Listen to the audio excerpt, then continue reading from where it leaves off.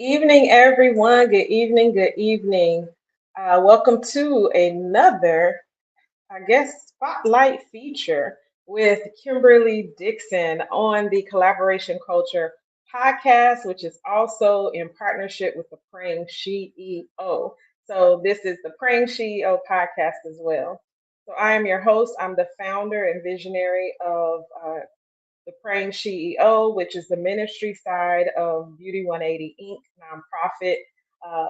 The Praying CEO has been in existence since 2016, and we are women who have declared that we will put God first in our businesses, at the helm of our businesses, as the CEO of our businesses in collaboration with God. And so that is our clear, simple declaration. And then we come together in sisterhood and love on one another monthly, multiple times during the month, or we try to come together physically and or virtually at least once per month.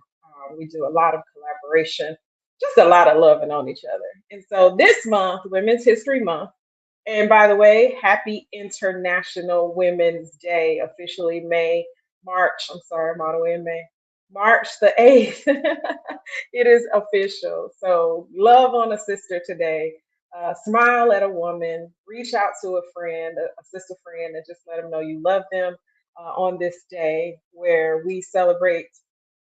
Oh, good evening, Rhonda. Good evening. Please share out the broadcast. But where we celebrate womanhood, the strength and power and resilience of a woman. So I'm excited to be here. And I do not want to, as they say, belay the time. I have a dear person to me on the podcast tonight, Kimberly Dixon, who is a life coach. You probably saw her bio, speaker, and nationally known author. She's the author of 5 books right now. Who knows what'll come from her? 4 self-published titles focus on helping those with chronic knee pain live their best life. And then her 5th title, Can These Bones Live Again? Glory, is a moving, emotional, and funny at times memoir that leaves readers wanting more. And Kimberly, also as a certified life coach, she's also a Christian coach, holistic pain management and meditation expert, and a certified practitioner of neuro linguistic programming. She's an avid gardener. We're looking forward to talking about all of this, who shares her passion for God and gardening via Facebook Live and YouTube. So if you haven't, we're going to be sharing the information. So if you haven't been following her, you don't know who she is, and especially if you're interested in gardening, we want to make sure you get all of the information so you can follow her. She is also a licensed, she is passionate about helping children in foster care and is also a licensed foster parent. So we are excited to introduce to you and reintroduce to some of you Kimberly Dixon. Thank you. Thank you so much for having me on, Kimberly. It is an honor and a pleasure to be here on tonight. Happy International Women's Day to you and everyone that's watching and who will watch the broadcast. I am so overjoyed to be here with you on this evening. Yes, so overjoyed to have you. This is Women's History Month, and so I wanted to be sure to spotlight so many of the women in my life who have really truly made a difference, but specifically those in the Praying CEO. So, did I miss anything in sharing about you? What's something that I didn't share that you would like to share with those who are watching? Well, I don't think you really missed anything, but the biggest thing is I love connecting with God through nature.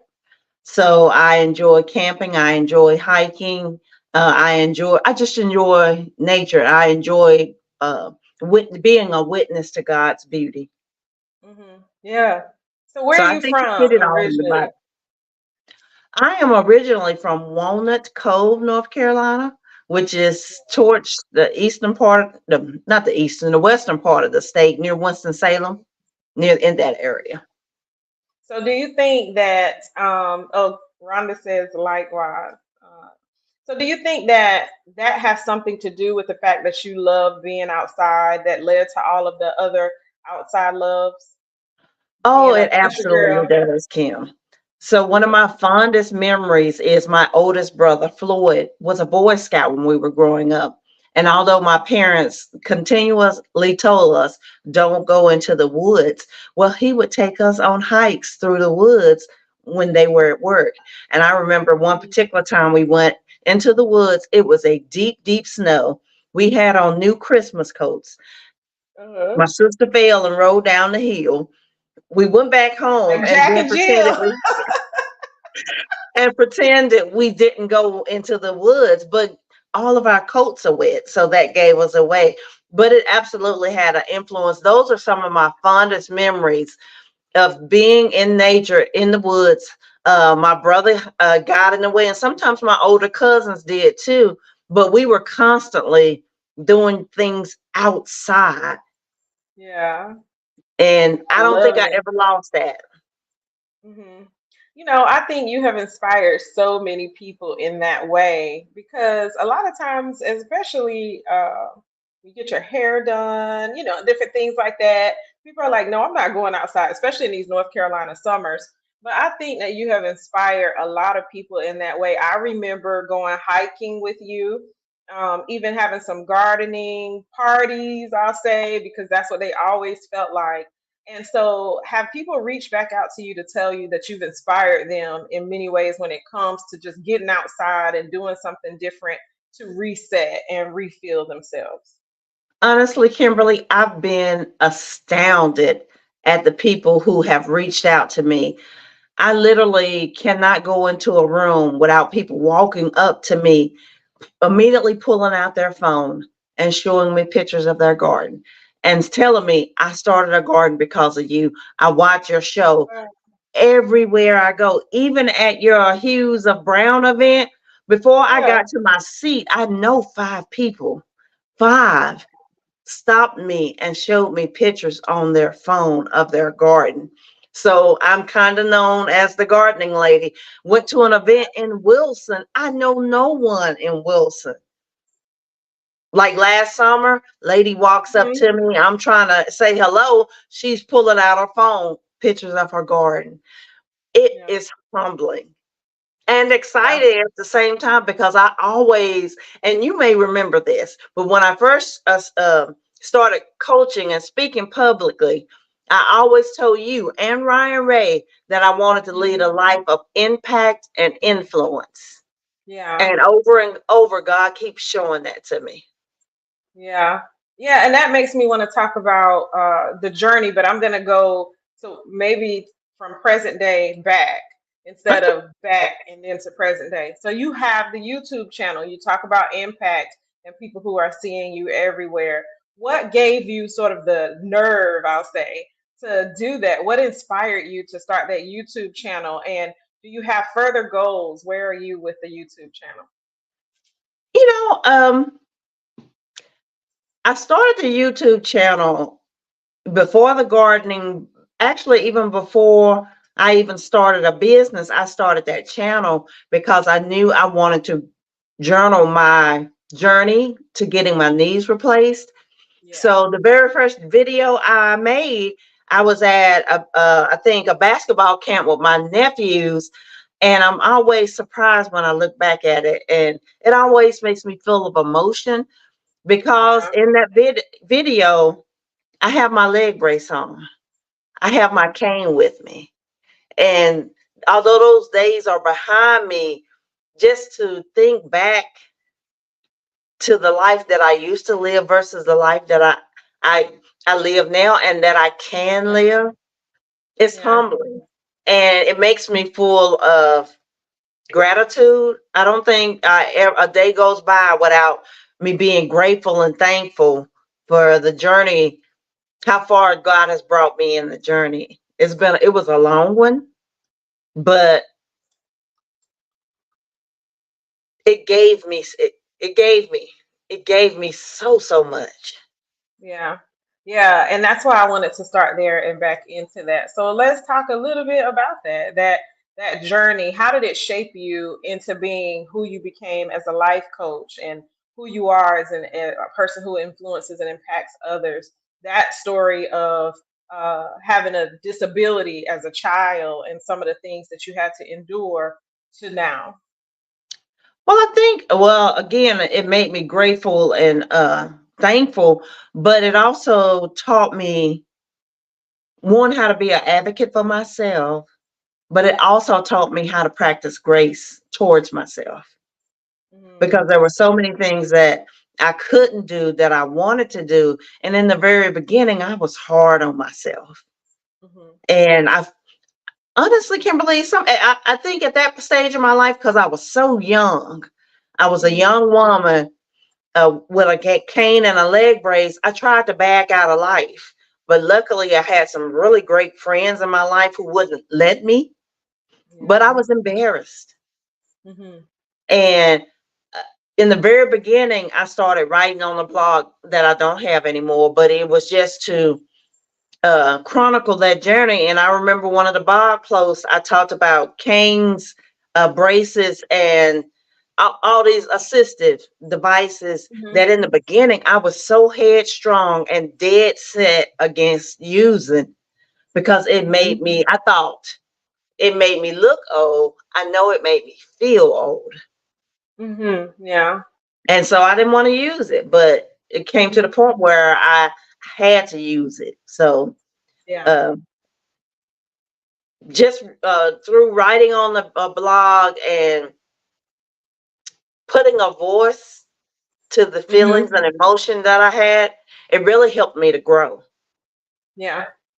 Yeah. And so speaking of the journey with the surgeries and all of that in your book, I want to fast forward to the last book because you have several books that have helped people probably all over the world in relation to overcoming pain, specifically knee surgeries and pains and all of that. I've heard you talk about different people who have emailed you or reached out and said how you really made a difference in their life, sharing your journey of pain. So let's talk about Can These Bones Live Again and how you got to that title and that place where you wanted to write that story. Well, actually, the title came about by actually working very closely with my publisher, uh, Noah's Ark Publishing. Just really just talking about part of my story and him knowing, and when I say him, I'm referring to LaVal Bell, him knowing that I'm a God fearing woman. I love God, and just hearing the story of all the things that I've been through. Yeah. It was so much about the story in the Valley of the Dry Bones in Ezekiel Hmm. 37 and 37 verses 1 through 10, and that's literally where the title of the book came from. Mm, yeah. I actually put that quote in the book because that was my life. Can these bones live again? Yeah. And the answer was Yes, they can. absolutely. By grace, God's By grace. grace. Oh God, Woo. but God's grace. Because when I tell you He kept me, Kim, He kept me. Mhm. Yeah. Yeah. He really did. And I'm so glad he kept you. Is that a song? I'm so glad he kept me. Anyway, I'm so kept you because I want to talk about the life coaching part of your life. And I'm going to share just a short testimony. When people hear me talk about how I used to have vertigo, self diagnosed, and I couldn't, I would get dizzy quite often to the point that I would fall down sometimes or almost fall. I was off balance. And I was trying to figure out what was going on with me, going to ENTs and, all of that, and discovered from a retreat because I was burned out. And I went to this retreat. I couldn't even stay the whole weekend. I think I just ended up coming like one night, and that one night changed my life. And so I want Kimberly to share what sort of tools and things she implemented in that retreat and even in her practice as a life coach that has been life changing for people like me.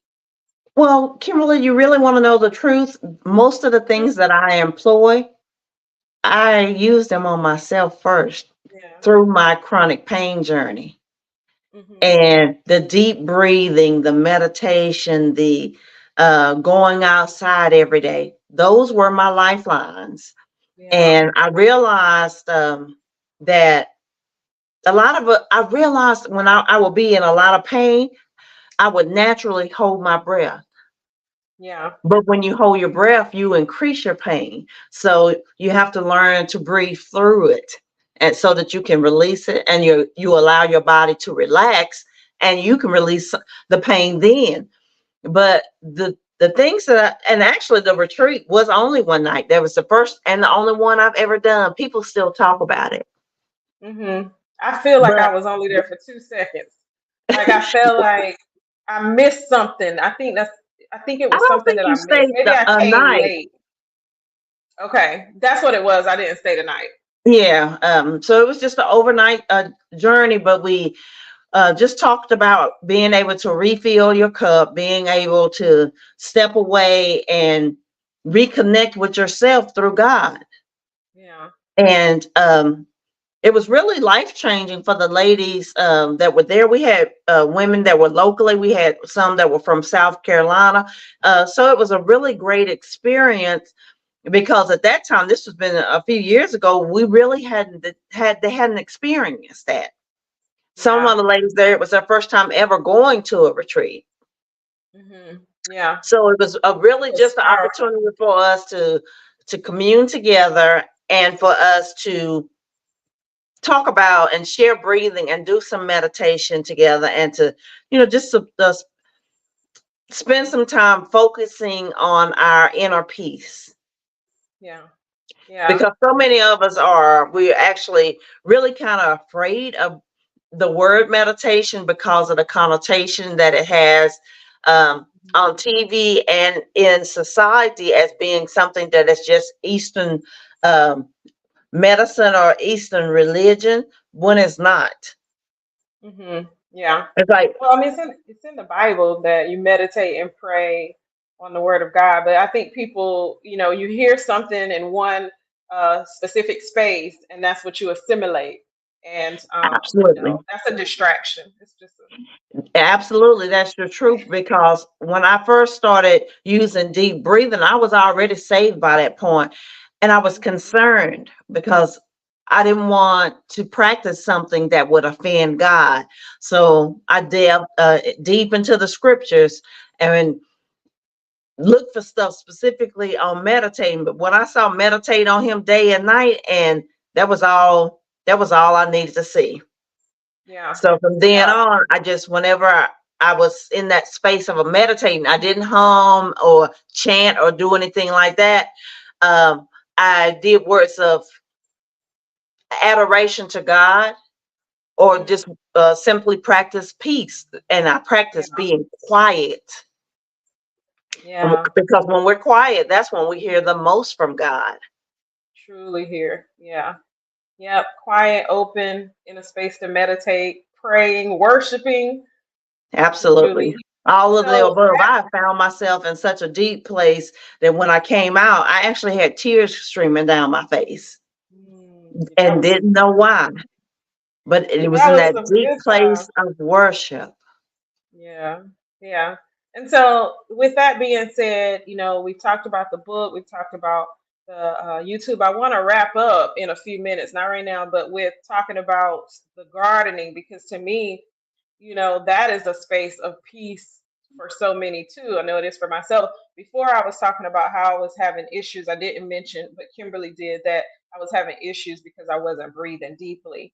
And so another space of peace that Kimberly has created is in the garden. So we're going to talk about that in a second. But since we were talking about worship and spending time with God, Kimberly is an intercessor in the Praying CEO, and I want her to share anything that she would like to share about the Praying CEO. But Kimberly was like the first Praying CEO outside of me. She was like one of the first. In 2016, when I was being led to start this group, I was also being led to start a nonprofit that really supported women who are disenfranchised. And I had my first big event, which was a tea. And the proceeds went to a nonprofit that supported women who are victims of domestic violence. And I asked Kimberly to pray. And I don't think we had known each other that long. I don't know that I ever heard her pray. I knew that she loved the Lord, but God had put her on my heart to lead us in prayer. And she said yes. So Kimberly was like one of the first original praying CEOs without a title. So share with us a little bit about your time here in the praying CEO. Anything you'd like to share? You're absolutely right. Prior to that event, I had never prayed in public before. I don't think I may have prayed at my church, but never in a platform on a platform such as that. But when I first started attending the praying CEO, I was in a place of heartbreak, and Hmm. I needed some spiritual mothering. Hmm. So I got that from Miss Cynthia White, from your mom, Miss Pam, and so many other women that just really loved on me in a place of uh, as a spiritual mother that really helped me to move forward in life because I was Hmm. stuck. Hmm. So attending the breakfasts that we you would have, it I was almost hungry for it. But Hmm. looking back, I can see how much I have grown spiritually, and where now I'm comfortable praying. In the very beginning, when you asked me to pray at that event, I was stunned and shocked. I was like, she wants me to pray, and my thought was, why? But you said Hmm. God laid it on your heart, and that's one thing that I've always been careful to do, is to be obedient to God. So there have Yeah. been times that he has told me to do things, or when someone else has told me to do something. When it's him, I'm gonna do it even when I am uncomfortable. Yeah. Absolutely. That's that obedience, that listening, acting after you listen. Absolutely. Did you have anything else to say about that? The prayer CEO is such a powerful group. Uh, the ladies, we are so spiritually connected, but God is so in the midst, because no matter what lesson, the devotion we do, and what no matter what prayer, you always get a message from someone. That prayer was for me. That message for me was for me. And I remember just the last time I prayed in last month, I had asked you specifically if it was okay if I talked about something. I got two messages that day from different women talking about that was for them. So I love the way God is in the midst of this, and he's healing people, and he's shining light in dark places, because darkness is simply the absence of light. But if you are that light and I'm that light, then we're putting light in dark places. That's right. That's so And good. I love that. And I also love that the group is such a strong group of sisters that support each other. Now, I've been through some trying times over the last couple of years. My father passed away. You guys were there to support me. You were calling me when I was laying in bed at my brother's house, crying when my father had just passed away. You were the first person that called me. Oh wow. I have not forgotten that. And what you told me that night was like, Kimberly, I want you to remember to breathe in more God. And that's what I did that night. Wow. I laid there and I breathed in more God until I could feel my nerves stop running. Because Mm. I could not imagine my life without my dad. Because Mm. I'm the youngest girl, and my siblings still say I'm a little bit spoiled, not in a materialistic kind of way, but spoiled in the fact that you're a baby girl and loved on. And I Hmm. am. I'm 53 and I'm still that spoiled, yeah, baby sister. But your call that night, but the sisterhood that the praying she always have is just astounding. Um, I can give you countless, just one instance after another, when somebody said something, somebody did something that was precisely the word that I needed in that moment. I showed up at an event in December, kind of in a funk, because we have Hmm. those. I was like, I am the joyful living life coach, and joy resides on the inside of me. But sometimes life can knock the wind out of you. And I Yeah. showed up at that event, kind of begrudgingly, didn't want to go, but I'm a person, I keep my word. When I say I'm going to do something, I do it. So I Yeah. went. And that night, I had the opportunity to hear Prophetess Tanika I don't know her last name. I know her Facebook name, Tanika Speaks. Martin. Yeah. Mhm. That's good. Tanika Speaks is good. And we had the most wonderful conversation after she did her part in the program. And but I can name countless times when Rhonda has shown up for me. Jocelyn has shown up for you over and over and over again. Even when we have not told people there's something that you need to show up for, somebody just shows up. God just Mhm. put somebody there to prop you up, to support you, to hold you, to hug you when you need to be held. That's Wow. major. That is so major. So in the praying CEOs, we are supporting women business owners and even women who are not business owners. We, as the intercessors, are propping them up, but we are also being propped up Yeah. by the other ladies that are in the group, that are leading the group, that are praying in the group. They're so powerful. Those It is are the some powerful women. Yeah. And you are part of those. It's a powerful mornings, powerful mornings. And, speaking of peace, in the garden is a place of peace for so many. They can meet you as you meet God, and whether it's virtual or people come in person and you have tea with them and conversation. Can you share with us about In the Garden? We know you love gardening, but can you share a little bit of the story of In the Garden and even some things you have coming up? Because I'm excited about You know, God is such a big part of my life that it's hard to separate what I'm doing from Him. Because in the garden of joyful living, all God. that. I was Hmm. still living in the apartment at the time, and I was sitting on the patio one morning. I'm already a life coach and speaker and author, but I'm sitting outside having my morning coffee as I did every morning, sitting out there with my tomato plants, my flowers, and it was just a few things because it's on a patio at an apartment. And God says, turn your camera on. And being I was like, for what? He's like, just turn your camera on. So I just turned my camera on and I started walking around my patio, showing people the plants, teaching them about, telling them about the plants, how to care for them. But then I started relating the things with a plant back to your life and then connecting it back to God. Because the thing that I talk about the most, and that is just a resounding topic, and just over and over and over again, is that God is a God of multiplication.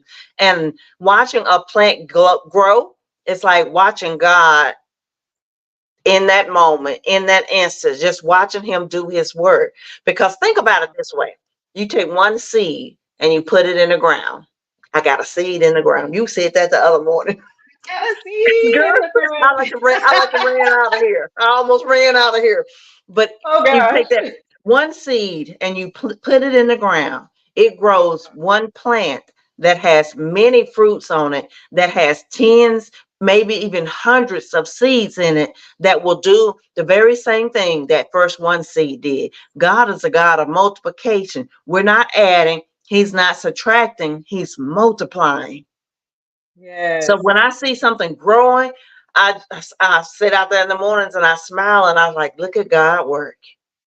Yeah. Yeah.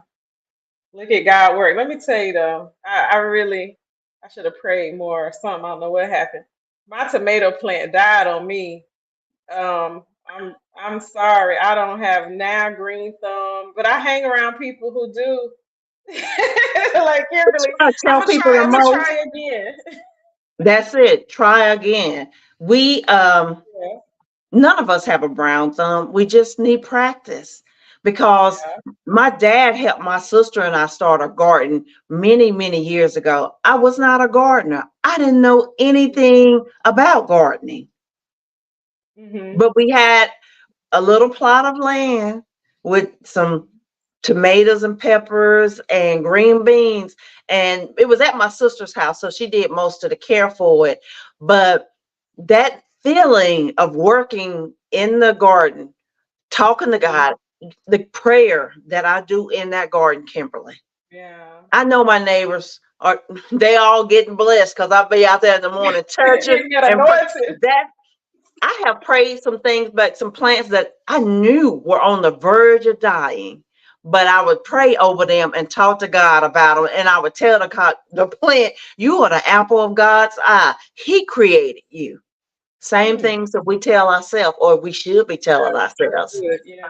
Hmm. You are the apple of God's eye. Stand in the mirror and tell yourself that every morning. Because as I said, life can be full of hardships, but it's only hard if you allow it to be hard. Yeah. So Yeah. when we have to tell each other and yourself, I am the apple of God's eye. Girl. One of the things, and we don't have time to go deep into it, but I want to say this. Kimberly has been a wonderful example of faith. And when you hear some of the stories that she shares about faith, and she mentioned having struggles and trials and tribulations and all of that, but some of the stories of faith in which you walk your life out has has been so powerful for me. I sit in those. Like sometimes, you ever have a moment and God will bring somebody to your memory and you recall something that they shared. When I think about faith and I may be dealing with a moment, I think about you and strength as well. So I just wanted to we don't have time to go into all of her stories, but I just wanted to share that.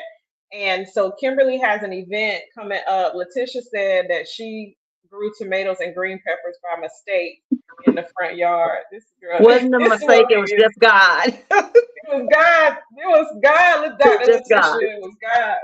No mistakes. That right there, preach. So, Kimberly, what do you have coming up? And we'll wrap up with you sharing your things that you have coming up in the garden. Well, the biggest thing that I have coming up in the garden, because I have not started my spring garden yet, is I'm having a plant sale for the first time ever. Because every year people ask me, "Do you have plants, or do you sell things and things of that nature?" And I went to a plant sale last year, and just to be honest, I was a little bit disappointed. So I was like, I can do this, and I can give the people something that is worthy of them paying for it, and I could do it for less than what the big box and the nurseries are doing for. Not to throw any shade at anybody because it's a business, it's a store, but Yeah. I got into gardening because I enjoy um, being able to share what I grow with other people, Hmm. and to be able to teach people how to be more sustainable for themselves and their family, so that you don't have to depend on a grocery store for a tomato, a green pepper, onions, garlic, all of that stuff. Because I remember, Kimberly, during the pandemic, and you could go in the grocery stores and sometimes the shelves would be sparse. And there was somebody did a post about something not being available at the store, and a young lady came back on that post and commented, "What's the big deal? We can just get it at Trader Joe's." And when I say the public just drug her in the dirt, I didn't do that. I felt sad more than anything, because I realized people don't know where their food comes from. Hmm.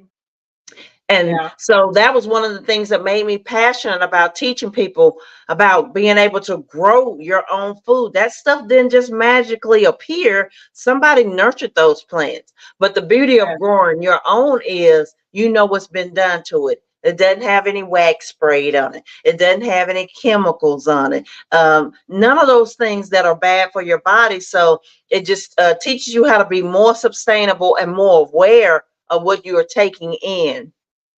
Yeah.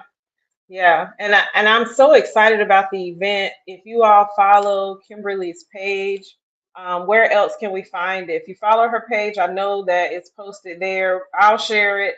But if anybody is interested in that plant sale, then So the you plant can follow sale the is, instructions. yeah, I'm going to be sharing it on social media, and I actually shared it for the first time today, and I'll be sharing it in some local business groups and community groups. But the sale is March the 29th and 30th, excuse me. That's Good Friday and the Saturday before Easter, because I know a lot of people plant on Easter Monday, and spring is in March this year. So a lot of people get their planning done on that Monday because that's a good time when they're not working, some, not all. So I thought that would be a perfect weekend to really just have a few things here at my home. I started some seeds. You can see them in the background. It turned out to be way more than I imagined. But I have plants in every room of my house right now. Letitia But said, "Do you have vegetables?" I don't have actual vegetables like you can buy a tomato, but you'll be able to buy the tomato plant. There will be several different varieties of tomatoes: cherry tomatoes, yellow pear cherry tomatoes, Roma tomatoes, beefsteak, and then a mortgage lifter, just and a couple of different varieties of peppers, some flowers, a few herbs, and some house plants. I wanted to start out small because I wanted to get a feel of what the people want. Yeah. So it's not a big huge where you can go and get every variety of everything. There are a few varieties, and I talked to God about it when I first planted the seeds, because I was like, God, I'm gonna do have available at the plant sale whatever germinates. And what doesn't germinate, I'm not going to worry about it. I'm going to put out whatever has grown up on the day of the plant sale. But Kimberly, I think more than anything, I'm just excited to be able to fellowship with my friends, meet some of the community. I love talking to people about gardening. Yeah.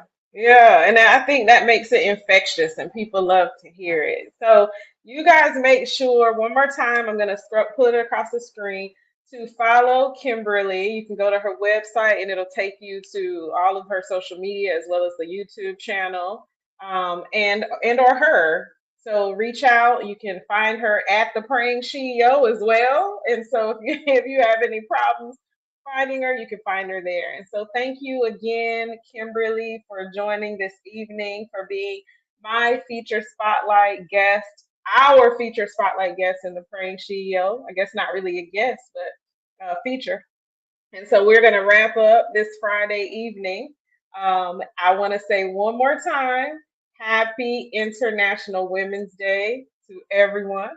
I hope you have a great rest of your evening, and we will see you back here with another beautiful, intelligent, powerful woman for our Women's History Month feature. Join us every morning on the Praying CEO at 7:30 a.m. in the group for prayer. And if you would like to be spotlighted, then reach out to me at theprayingceo@gmail.com.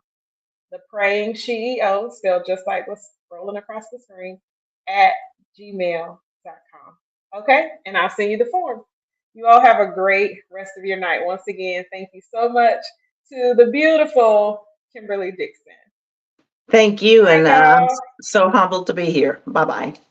Absolutely. Thank you. Love you. Love you too. This has been a Coffee and Collaborations Media production.